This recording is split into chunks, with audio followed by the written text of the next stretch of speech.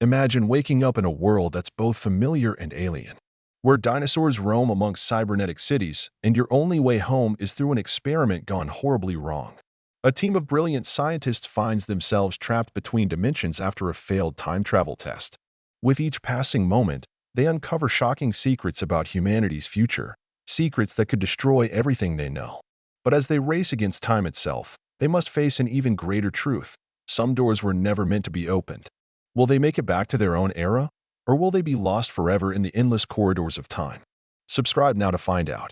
The laboratory hummed with anticipation, its sterile white walls reflecting the glow of countless monitors and blinking lights. It was the culmination of decades of research, the moment when theoretical physics would finally meet practical application. The quantum temporal displacement device stood at the center of the room, a towering construct of titanium alloys and crystalline components that pulsed with contained energy. Its creators had spent years perfecting every detail, running simulations until their equations matched reality within acceptable parameters. Yet despite all their calculations, none of them truly understood what they were about to unleash. Each member of the team carried their own reasons for pursuing this groundbreaking experiment. Dr. Emily Carter, the project leader, saw it as her life's work finally coming to fruition. Her obsession with temporal mechanics had started during childhood, sparked by watching old science fiction films with her father. Professor Markov brought decades of experience in quantum field theory, his Russian accent still thick despite years abroad. Young Dr. Patel represented the new generation of physicists, his fresh perspectives often challenging established theories. Then there was Dr. Zhang, whose expertise in artificial intelligence proved crucial in developing the device's control systems, and Dr. Thompson, the engineer who turned their abstract concepts into tangible machinery. The countdown began, numbers flashing across multiple screens while warning alarms sounded their mechanical song. Safety protocols engaged one by one, sealing the chamber and initiating containment fields. Everyone knew the risks. Theoretical models suggested potential paradoxes, timeline contamination, even complete temporal collapse. But ambition outweighed caution, as it so often did in scientific pursuits. They told themselves they had accounted for every variable, prepared for every contingency. How wrong they would prove to be. As the machine reached critical power levels, the air itself seemed to vibrate with anticipation. Energy crackled around the containment sphere, creating patterns that defied conventional physics. Blue-white light spilled from the device's core, illuminating the researchers' faces with an otherworldly glow. Their eyes reflected both excitement and trepidation as they watched history being made. Or so they thought. None of them noticed the subtle fluctuations in the quantum field readings, nor the way certain instruments displayed impossible values before resetting themselves. When consciousness returned, it came gradually, like surfacing from deep water. The first sensation was disorientation, not just mental confusion but physical displacement. The laboratory was gone, replaced by surroundings that defied comprehension. Towering structures of glass and steel pierced the sky, yet they stood amidst what appeared to be ancient Greek columns, their marble surfaces weathered by centuries. The air carried a strange mixture of ozone and something organic, almost floral, but distinctly alien. Above them, the sky shifted between hues of twilight and dawn, suggesting either atmospheric anomalies or something far more unsettling. Dr. Carter was the first to rise, her scientific mind immediately cataloging details despite her shock. She noticed how gravity felt marginally different, pulling at her body with unfamiliar insistence. The ground beneath their feet displayed impossible characteristics, smooth and metallic in some places, rough and organic in others, as if nature and technology had merged into something new. Strange symbols floated in the air, holographic projections that changed form as one tried to focus on them. Most disturbing were the creatures moving in the distance, beings that seemed to combine features of animals long extinct with technological enhancements. Professor Markov joined her, his usually steady hands trembling slightly as he activated his portable scanner. The device struggled to make sense of their surroundings, readings fluctuating wildly between measurements that suggested they were millions of years in the past and those indicating a future beyond comprehension. Dr. Patel examined the equipment they'd managed to bring, finding that most modern technology refused to function properly. Only older, analog devices maintained some degree of operational integrity, hinting at fundamental changes in physical laws. The realization hit them simultaneously. They weren't simply displaced in time. Something about their arrival had created a temporal overlap, layers of different eras existing simultaneously. Evidence of human civilization spanned millennia in every direction, Ancient stone tools lay beside quantum processors, while steam-powered machinery operated alongside fusion reactors. The very fabric of reality seemed to have been folded upon itself, creating a patchwork universe where cause and effect no longer followed logical progression. The initial assessment of their situation revealed increasingly alarming details. Their quantum chronometers showed conflicting data, oscillating between dates separated by eons. Some instruments suggested they were witnessing the birth of civilization, while others indicated they were observing humanity's final days. The environment itself displayed similar contradictions: breathable atmosphere containing trace elements that shouldn't coexist, radiation levels fluctuating between safe and lethal thresholds. Every measurement taken revealed another layer of impossibility, forcing the team to fundamentally rethink their understanding of temporal mechanics. Their attempts to communicate with anything resembling local inhabitants proved particularly unsettling. Beings approached them, their form shifting between recognizable human shapes and something else entirely. These entities seemed to possess knowledge spanning multiple timelines, speaking in languages that combined ancient tongues with mathematical precision. When asked about their location in time, the responses were nonsensical, references to historical events occurring simultaneously with future technologies.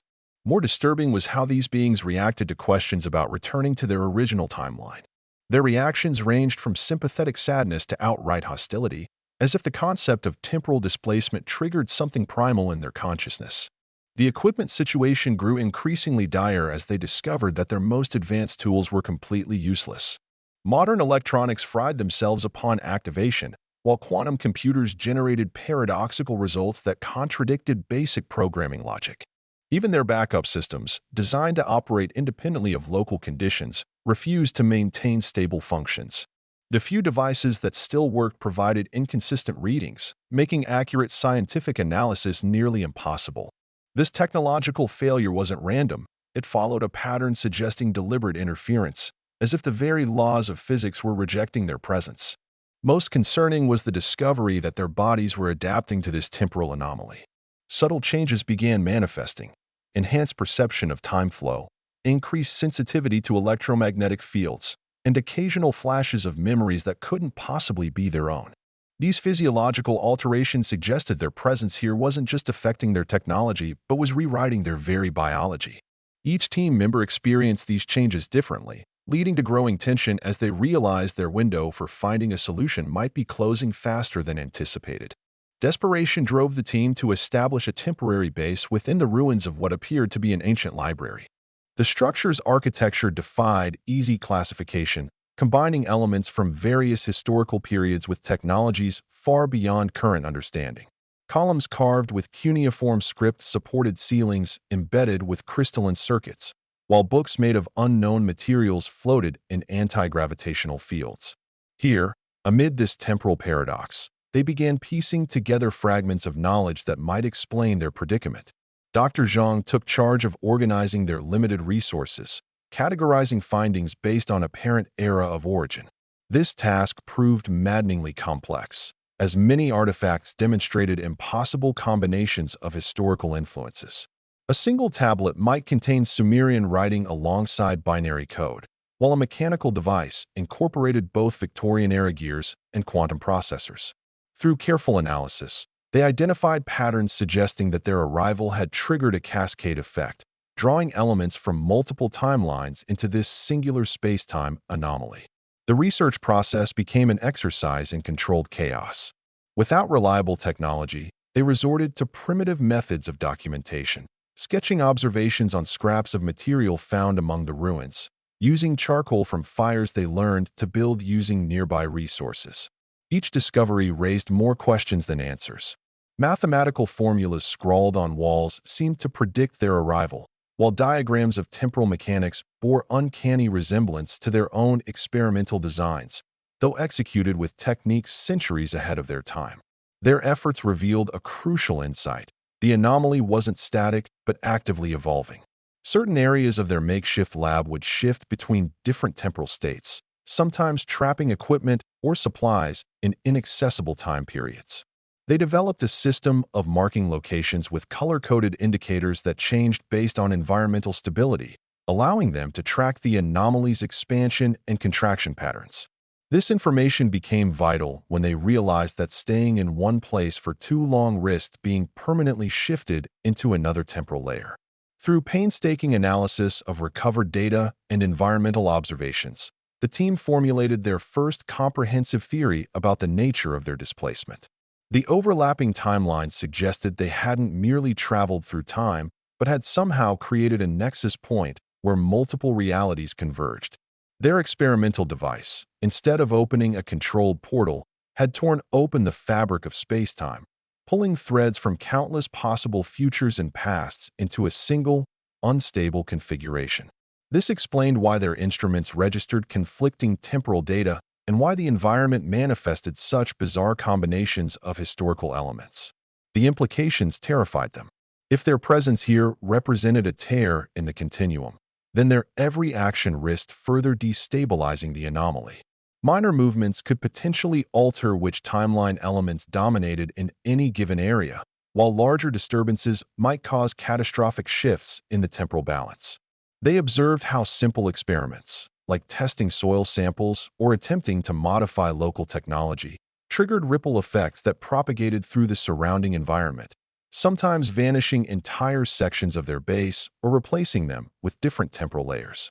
Their survival strategy evolved accordingly.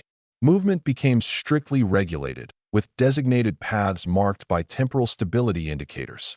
They established protocols for interacting with local elements, prioritizing observation over manipulation.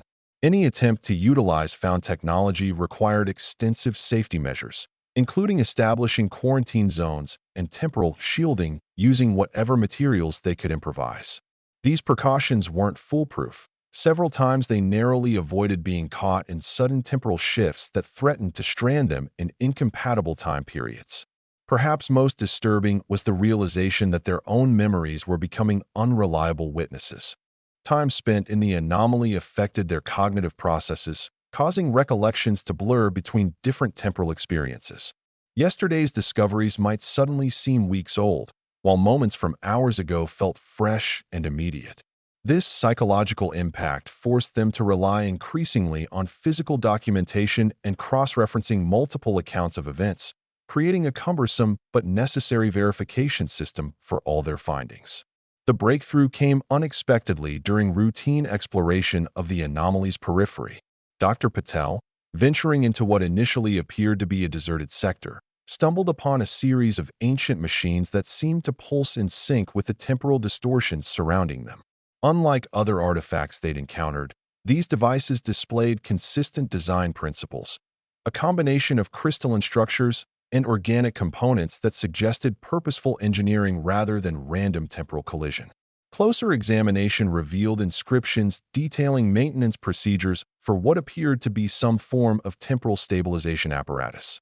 Back at their base, the team worked feverishly to decode the instructions, hampered by the document's layered language structure. Each sentence contained elements from multiple languages spanning thousands of years, requiring them to develop sophisticated translation algorithms using their remaining functional computing power. As they unraveled the text's meaning, a pattern emerged. These machines weren't just passive remnants of advanced technology, but active components in maintaining temporal stability. The documents described a network of such devices strategically placed throughout the anomaly, working in concert to prevent complete temporal collapse. Their hope turned cautious as they realized the potential significance of this discovery. If these machines once served to regulate time flow, perhaps they could be adapted to create a controlled temporal pathway back to their original timeline. However, the challenge proved monumental. Many of the referenced components no longer existed in their current location, having either shifted to other temporal layers or deteriorated beyond recognition. Those that remained required power sources incompatible with anything they could generate using their limited resources. Despite these obstacles, the team pressed forward, documenting each machine's function and mapping their positions within the anomaly. They discovered that certain locations exhibited stronger temporal resonance than others, suggesting natural nodes in the time-space fabric that could potentially amplify their efforts. This led to the development of a risky plan: to use these natural focal points in conjunction with the remaining machinery to create a localized temporal bridge. Success would require precise synchronization of multiple devices across different sectors of the anomaly, a task complicated by the ever-shifting nature of their environment. Implementing their plan proved far more dangerous than anticipated. The first attempt to activate the temporal machinery resulted in a catastrophic feedback loop that nearly consumed their entire base. Energy surged unpredictably through the ancient systems, creating vortexes that threatened to pull them into unknown time periods. Dr. Thompson barely escaped being caught in one such distortion, saved only by Dr. Carter's quick thinking in triggering emergency shutdown protocols. The incident left them shaken but determined, forcing them to refine their approach with greater caution. They discovered that each machine responded differently to external stimuli, requiring unique calibration methods. Some devices needed precise gravitational alignment before activation, while others demanded specific atmospheric conditions that had to be artificially created using improvised technology. The process became an intricate dance of timing and positioning, with team members coordinating their movements across vast distances within the anomaly. Communication proved especially challenging, as standard radio frequencies were disrupted by temporal interference, forcing them to develop alternative signaling methods using visual cues and prearranged patterns. Complicating matters further, the anomaly itself seemed to resist their efforts. Areas containing crucial machinery would periodically shift into different temporal states, sometimes vanishing entirely for hours before reappearing in altered configurations. They learned to anticipate these shifts by studying environmental markers and developing predictive models based on observed patterns. This knowledge came at great cost. During one such shift, Dr. Markov nearly lost his life when a section of floor transitioned into liquid state unexpectedly, requiring desperate rescue efforts from the rest of the team. Despite these setbacks, they made incremental progress. By carefully documenting each machine's behavior and response to different stimuli, they began identifying commonalities in their operation. These insights allowed them to develop more efficient activation sequences, reducing the risk of catastrophic energy surges. They also discovered that certain combinations of machines produced more stable temporal effects when activated in specific orders, leading to the creation of standardized protocols that improved their chances of success with each subsequent attempt. The turning point came during their seventh major attempt to synchronize the temporal machinery. This time, instead of focusing on individual devices, they treated the entire network as a single, interconnected system. Using Dr. Zhang's modified AI algorithms, they mapped the energy flows between machines, identifying previously undetected pathways that connected them across temporal boundaries. These connections formed a complex web that pulsed in harmony with the anomaly's natural rhythms, suggesting an underlying order to the chaos surrounding them. As they initiated the new protocol, something remarkable happened. The environment began responding in unexpected ways. Buildings that had previously shifted erratically between different architectural styles stabilized, revealing consistent design elements that hinted at the anomaly's original purpose. The floating symbols that had confused them since their arrival now formed coherent patterns, projecting three-dimensional maps that detailed the temporal network structure.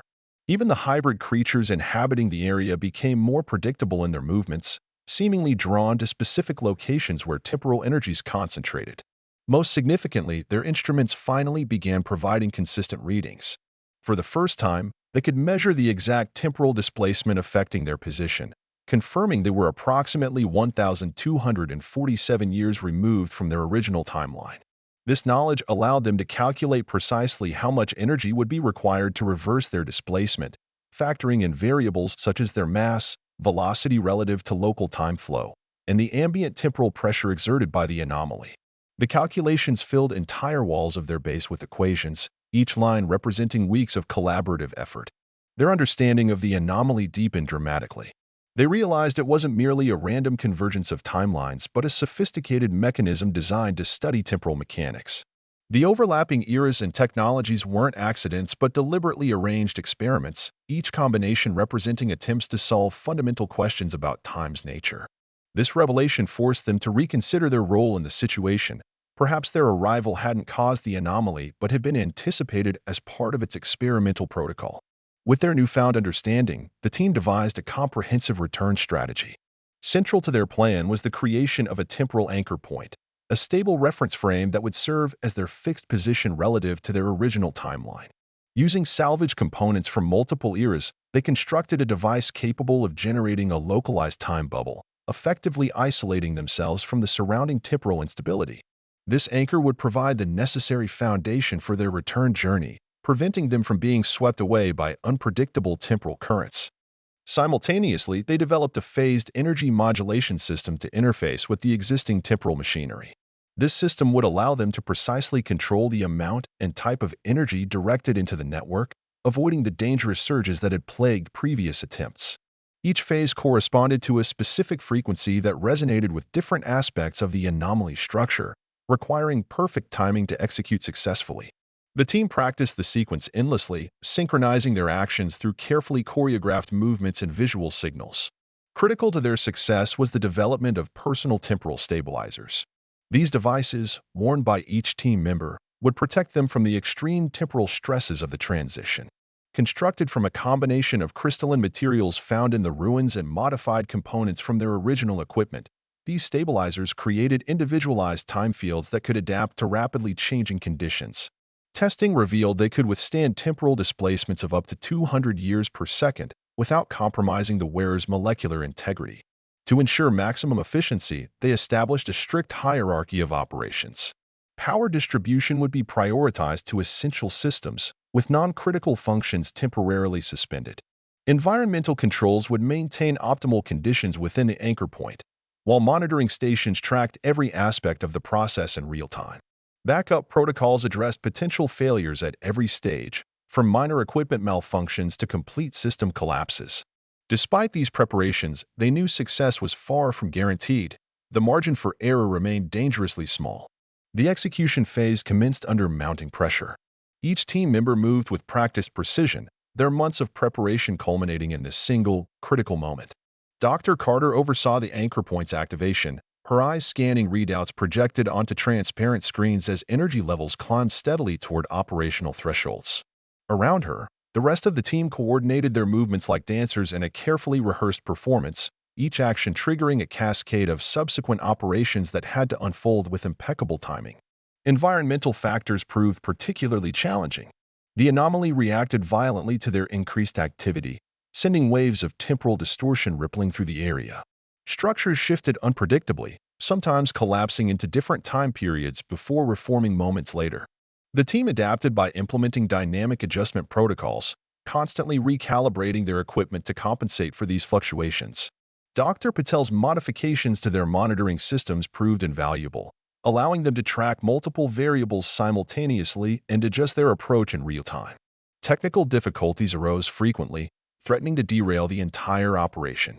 Several times, critical systems approached overload, requiring immediate intervention to prevent catastrophic failure. During one particularly tense moment, the main energy conduit began destabilizing, its containment field flickering dangerously. Dr. Thompson and Dr. Zhang worked frantically to redistribute power through secondary channels, their hands moving in perfect synchronization as they manipulated manual override controls. The crisis passed, but not without leaving everyone shaken and acutely aware of how precarious their situation remained. Despite these challenges, they achieved significant milestones. The anchor point stabilized exactly as predicted, creating a small pocket of temporal consistency within the surrounding chaos.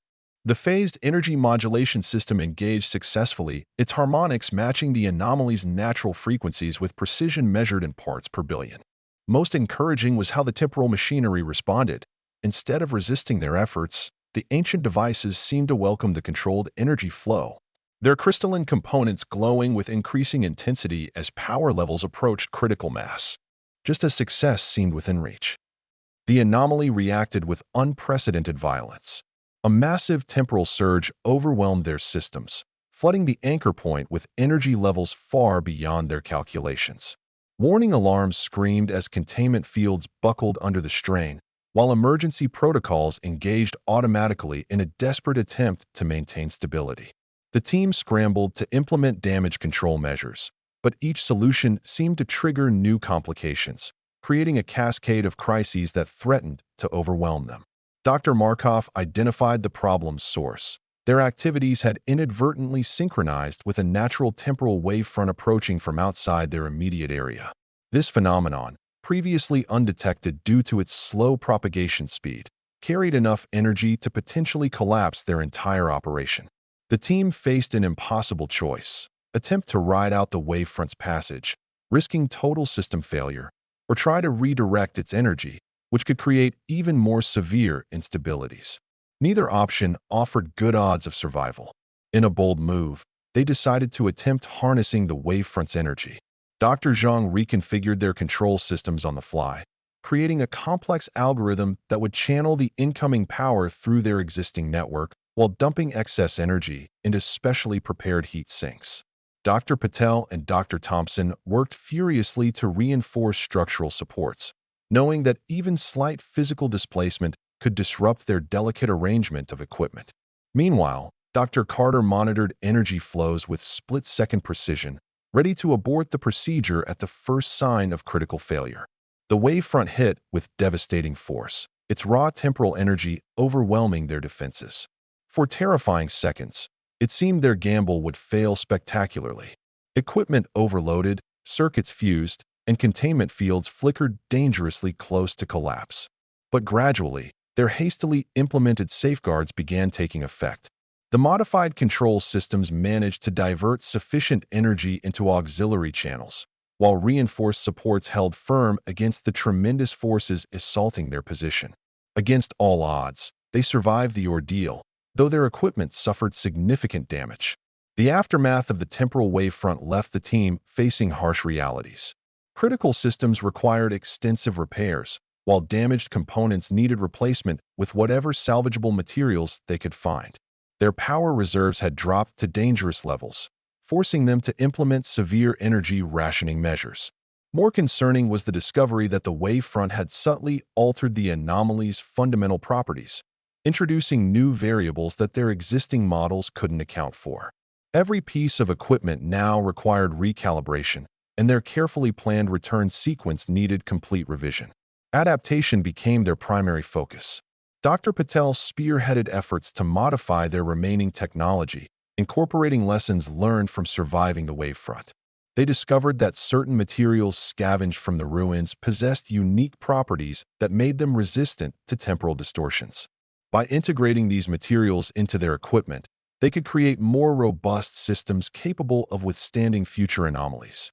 This process proved labor-intensive, requiring them to essentially rebuild much of their infrastructure from scratch using hybrid technology that combined their original equipment with ancient components.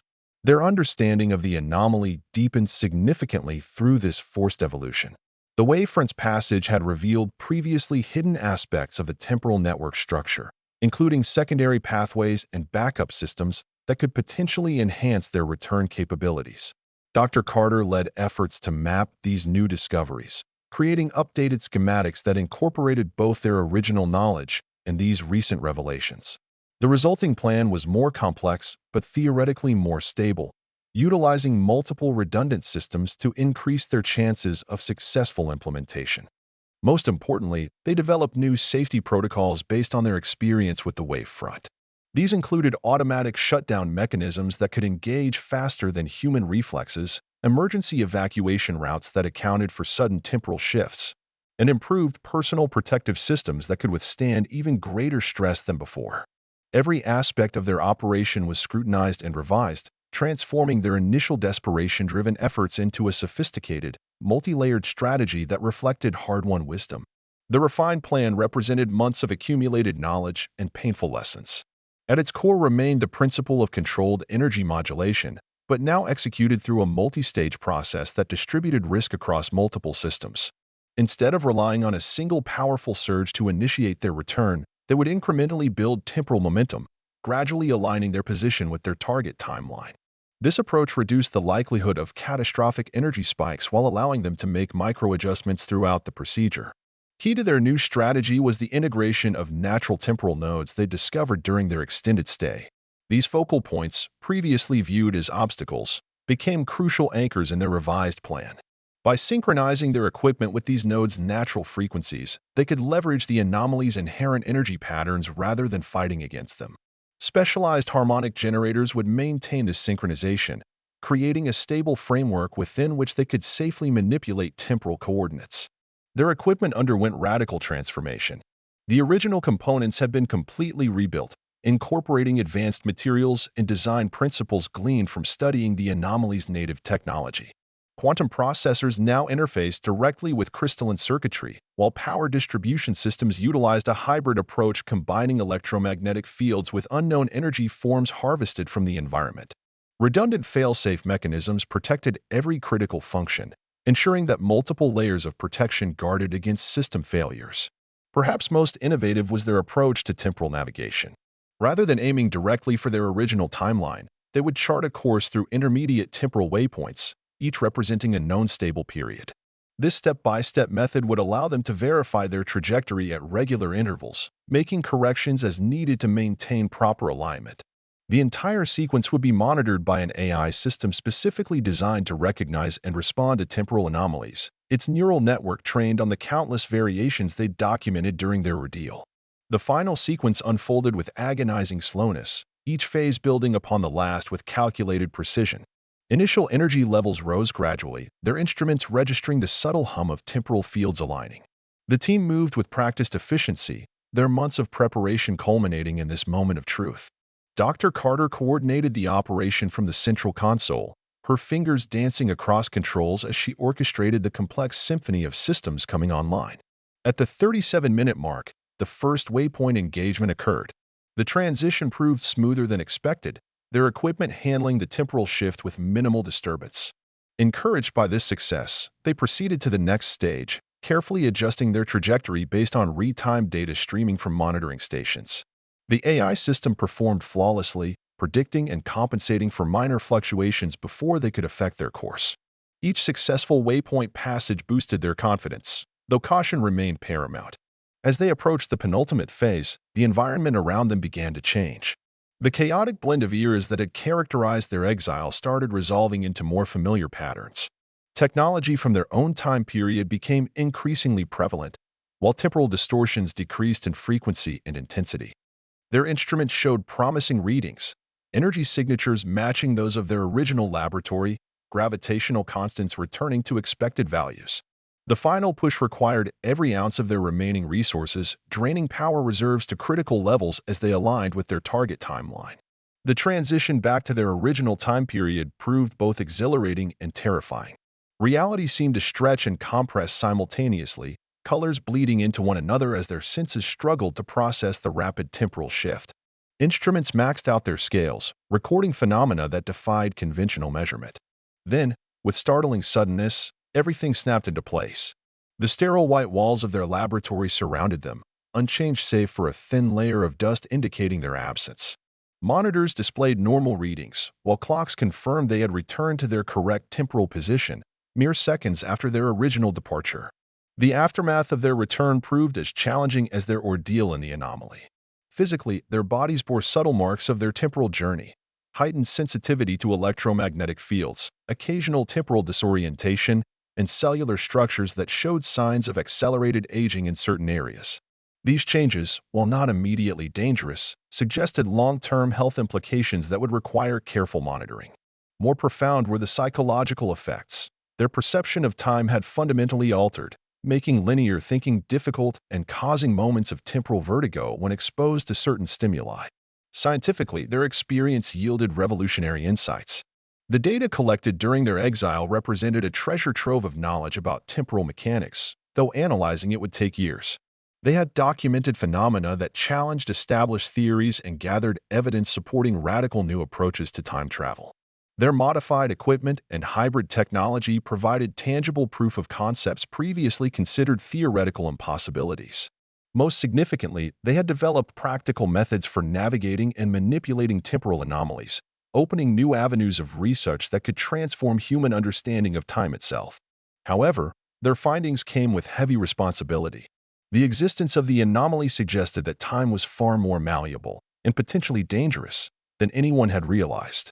Their experience demonstrated both the incredible possibilities and terrible risks associated with temporal manipulation.